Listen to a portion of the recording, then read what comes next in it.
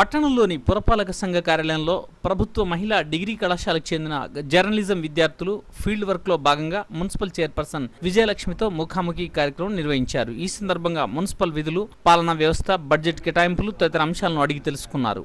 ఈ సందర్భంగా వారి సందేహాలను నివృత్తి చేసుకున్నారు. ఈ కార్యక్రమంలో జర్నలిజం శిక్షకులు జియాత్ అలీతో పాటు జర్నలిజం విద్యార్థులు పాల్గొన్నారు. తప్పకుండా నేను అంటే కూడా చాలా అంటే రోజు ఢిల్లీలో అదొకటి వస్తువు మనకు అత్యవసర వస్తువుల్లో అదొకటి బాగా అయిపోయింది కాబట్టి దాన్ని మనం బ్యాన్ చేసినా తెలిసినా అంటే బ్యాన్ చేయాలి అని తెలిసినా కానీ వాళ్ళకి తప్పట్లేదు. కాబట్టి అది ఒకటి మేము కూడా మహిళల్లోకి వెళ్ళి వాళ్ళకు అవగాహన కల్పించేదానికి ట్రై చేస్తాం. షాప్స్ ట్రీట్ చేసినట్టయితే వాళ్ళు వేరే ఒకసారి రెండుసార్లు మార్నింగ్ ఇవ్వండి మేడం. మార్నింగ్ ఇస్తే మేము వేరే చాలా మార్నింగ్ ఇచ్చినాకే స్ట్రీట్ చేస్తాం. ఎందుకంటే వాళ్ళు కూడా జీవనోపాధి చేసుకునే పొట్ట చనిపోతున్నారు కదా. ఆ పేపర్ కవర్స్ దానికి సంబంధించిన ఇండస్ట్రీస్ కానీ అది ప్రోత్సహించడం బాగుంటాయి. రావాలి మేడం. ఇప్పటివరకు జైత్యాలో చాలా పథకాలు వచ్చినాయి, ఇంప్లిమెంట్ అయింది. మాకు ఇంకేమైనా కొత్త పథకాలు ఉన్నాయా, ఇంకేమైనా డెవలప్మెంట్ చేయాలనుకుంటున్నారా, దాని గురించి నేను తెలుసుకోవాలనుకుంటున్నాను. పథకాలు అనేవి చాలా ఉన్నాయి. అంటే ఇప్పుడు మహిళలకు సంబంధించి మాత్రం చాలా అంటే గ్రూప్లలోనే కానివ్వండి, మెప్మా తరఫు నుంచి ఇప్పుడు ఇలాంటి స్టూడెంట్స్కి ఫ్యూచర్లో తమ కాళ్ళ మీద తనను నిలబడడానికి మెప్మా తరఫు నుంచి స్కిల్ డెవలప్మెంట్కి ప్రోగ్రామ్స్ చాలా ఉన్నాయి. కానీ ఇవన్నీ మీకు చాలామంది యూజ్ చేసుకుంటున్నారు. అలాగే ఈ మహిళల్లో పిల్లల్లో డ్రాప్అవుట్స్ ఉన్నారు కదా, వాళ్ళకు కూడా ఈ స్కిల్ డెవలప్మెంట్ నుంచి బ్యూటీషియన్ కానివ్వండి, గుడ్ మిషన్ మెప్మా తరఫు నుంచి ఏదైతే మనం చేస్తున్నామో దాంట్లో ప్లేస్మెంట్ ఉంటేనే దాంట్లో జాయిన్ కావాలి, ఇస్తేనే అది రూల్ ఉంది. కాబట్టి ప్లేస్మెంట్తో సహా ట్రైనింగ్ సెంటర్ కూడా ఇవ్వడం జరుగుతుంది. దాంట్లో దాదాపుగా ఒక్కొక్క బ్యాచ్కి 40 మంది ఉంటారు. అలాంటి ఇప్పుడు 13 ఓపెన్ కాబోతున్నాయి. అంటే ఈ 2-3 నెలల నవంబర్ లోపల 13 ఓపెన్ అవుతున్నాయి. కాబట్టి దాంట్లో అంటే మీకు తెలిసిన వాళ్ళని కూడా తీసుకురావాలని కోరుకుంటున్నాను. చెప్తున్నాను. కాకపోతే నేను రీసెంట్గా మా ఇంటి దగ్గర కానీ అన్నీ అబ్జర్వ్ చేస్తే చాలా డెవలప్ అయింది జైత్యాలు ఇంతకుముందు కంటే. బట్ ఇప్పటికీ రోడ్లు మాత్రం సరిగా లేవు మేడం. ఇక్కడ బస్ స్టాండ్లో మీరే చూస్తే మొన్న రీసెంట్గా వర్షం పడ్డప్పుడు మొత్తం వాటర్ ఎలా అయినా మేడం, ఒక 2 మెంబర్స్ ఇట్లా వెళ్ళడానికి వీలు లేకుండా అయిపోతుంది. రీసెంట్గానే ఇక్కడ రోడ్ వేసి కానీ ఇంకా అది సరిగా లేదు. మళ్ళీ అది ఎలా ఉందంటే ఒక 1 వీక్ తర్వాత దానిపైన పెచ్చులు అంటారు మేడం, అట్లాంటివి వస్తున్నాయి. అట్లాంటి మీరు అన్ని డెవలప్ చేస్తున్నారు, అన్ని పెడుతున్నారు, కానీ అవి పీపుల్ వరకు రీచ్ కావట్లేదు. విద్యాలు అనేది చాలా చిన్నది కాదు, పెద్దది చాలా పెద్దది. మనము ఒక సంవత్సరానికి 10 కోట్లు బడ్జెట్ కేటాయించి రోడ్లు డ్రైన్స్ కానీ చేసినా కానీ ఒక 10 సంవత్సరాల వరకు అవి యూజ్లో ఉంటాయి. తర్వాత దాని నాణ్యత అయిపోతుంది. కాబట్టి ఇన్ని చేస్తున్నా మనము ప్రతి సంవత్సరము ఒక డ్రైన్ ఒక వార్డులో కొన్ని డ్రైన్స్ చేసినామంటే మళ్ళీ 5-6 సంవత్సరాల తర్వాత మళ్ళీ డ్యామేజ్ అయితే మళ్ళీ చేయాల్సి వస్తుంది. అలాగే మన టౌన్లో మిడిల్లో ఉన్న కొన్ని వార్డ్స్కి సంబంధించి చాలా పురాతనమైన డ్రైన్స్ కానీ సిసి రోడ్డు కానీ అవి కూడా చాలా దాదాపు ఈ మధ్య చేసినాము. అన్నింటికి డిస్టర్బెన్స్ అవుతున్నారు కదా. కావాలంటే ఒకసారి ఒక ½ అవర్ అబ్జర్వ్ చేయండి ఇక్కడ ఎంత డిస్టర్బెన్స్గా ఉందో. పీపుల్ వెళ్ళడానికి కానీ ఈవినింగ్ 4:30 to 5:30 ఒకసారి వెళ్ళండి, బస్సు వెళ్ళడానికి కానీ దానికి కానీ అక్కడ రోడ్ సరిగ్గా లేవు. ఒక్కొక్కసారి చాలా యాక్సిడెంట్స్ అవ్వడానికి ఇక్కడ మొత్తం భూమి చూడడానికి అయితే మొత్తం పొక్కి అట్లున్నది మేడం. ఇక్కడ ముందర బస్ స్టాండ్ రోడ్ కాకపోతే మన పాత బస్ స్టాండ్ అనేది చాలా రోజులు ఉంటుంది. అలాగే ఇప్పుడు మీ విద్యార్థులందరూ కూడా సాయంత్రం పూట ఈ పాత బస్ స్టాండ్ నుంచే వివిధ గ్రామాలకు వెళ్తారు. కాబట్టి రష్ ఉంటుంది. అలాగే బస్సులు కూడా అక్కడ నుంచి టర్న్ చేసుకొని పోవాలంటే టైం పడుతుంది. కాబట్టి కొంచెం అది చిన్నగా ఉండడం వల్ల అలాగే దాన్ని రిటర్న్ చేసి పోవడం వల్ల కూడా కొంచెం ఇబ్బందిగా ఉందని ఈ బస్ స్టాండ్ వేరే దగ్గర చేద్దామన్నా కానీ ప్లేస్ లేదు. కాబట్టి అదే ప్లేస్లో కంపల్సరీ కొనసాగించాల్సి వస్తుంది. ఈ చాలా లేట్ అవుతుంది. దాదాపు చాలా మందికి అవి చేరట్లేదు. మధ్యలోనే అంటే క్లాట్ అయినా చెప్పడం రావట్లేదు, కానీ అది ఆగిపోతుంది మేడం. ఎస్ఎల్ఎఫ్ ఇట్లా ఉంటుంది మీటింగ్. అలాగే ఇప్పుడు డిస్ట్రిక్ట్ అయింది కాబట్టి ఇంకా అధికారులు కూడా పెరగడం జరిగింది.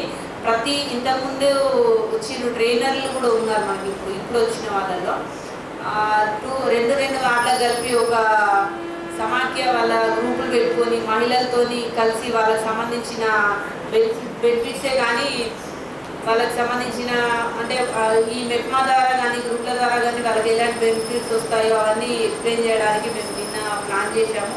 ఈ 2-3 నెలల్లో ప్రతి ఒక్క వార్డులకి మేము కానీ ట్రైనర్స్ వాళ్ళ ఉపయోగాలు చెప్పడానికి మేము అందరం మీ దగ్గరికి వస్తాం. My name is Shravani. I'm journalism student.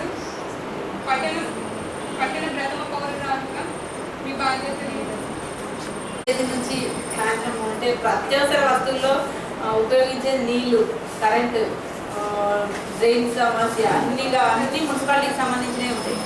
కాబట్టి దానికి అన్నిటికి సంబంధించి అంటే sanitation, engineering section, revenue section కానీ టీపీఓ అంటే టౌన్ ప్లానింగ్ అవన్నిటికీ హెడ్ కమిషనర్ ఉంటారు. కమిషనర్కి అంటే కమిషనర్ పైన అధికారం అంటే మనం చెప్పిన కౌన్సిల్ ఉంటుంది. కౌన్సిల్కి చైర్మన్. మన జగిత్యాలలో 38 వార్డులు ఉన్నాయి. 38 వార్డులలో ఒక్కొక్క కౌన్సిలర్.